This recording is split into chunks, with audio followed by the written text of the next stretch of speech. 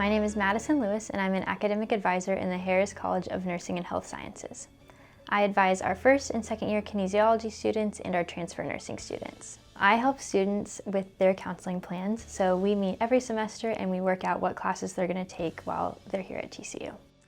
I see my relationship with my advisees kind of as a team, so we work together to create their academic plans and make sure that they're striving in their classes and doing well while they're here at TCU.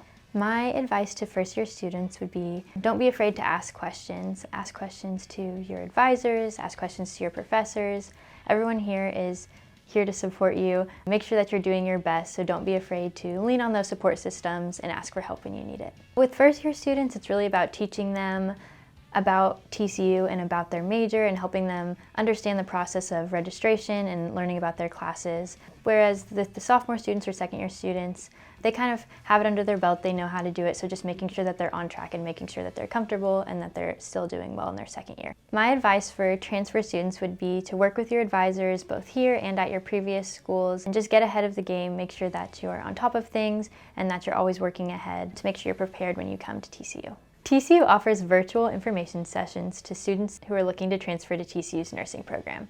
These sessions are extremely helpful and can give you all the information that you need before transferring to TCU. My favorite part about my job is working with students who are passionate about what they're doing and excited to be here at TCU. I love working with them on their counseling plans and hearing about what they want to do with their future and their excitement towards that.